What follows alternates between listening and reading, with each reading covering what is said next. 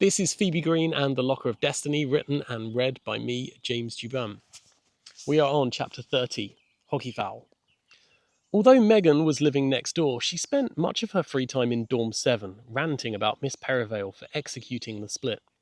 She brushed Chloe's hair wildly, sending blonde strands flying everywhere. Phoebe half expected the twins to be bald by now, but no matter how madly they brushed, their hair only seemed to get thicker.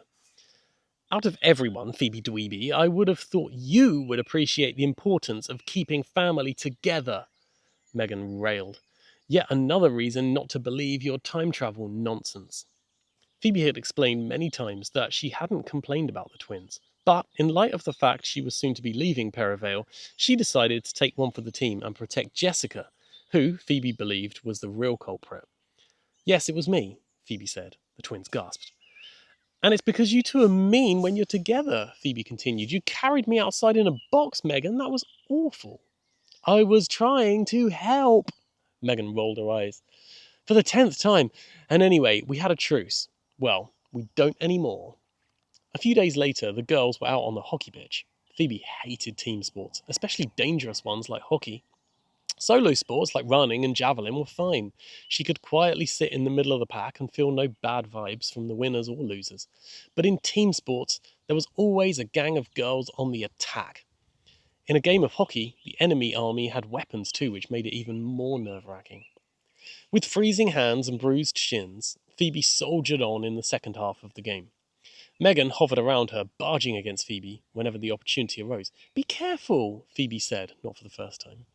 You should have thought of that before you tried to steal Chloe from me, Megan said with a glare. When the ball came close, Megan swung her club at it. Phoebe jumped, but not fast enough, and the blow flipped her onto the ground with a thump. Miss Dawlish blew a whistle. Megan, that was an awful foul, she yelled. It is not a sword fight. Phoebe lay on her back, clutching her foot with both hands. Tears formed in the corner of her eyes as the pain shot through her body.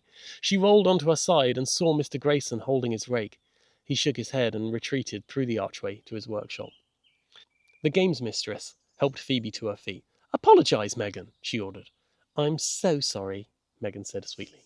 When the teacher was out of earshot, she added, Sorry I didn't do it sooner, and blew Phoebe a kiss. Phoebe limped back into the game and spent the rest of the afternoon scrambling away from the ball in fear. Later that day, the girls were back in their dorm, bruised legs and numb fingers. The sky was getting dark, but Phoebe could just make out a flicker of torchlight among the oaks. Megan has to cut a square of grass, Chloe said. It looks like she's just finished.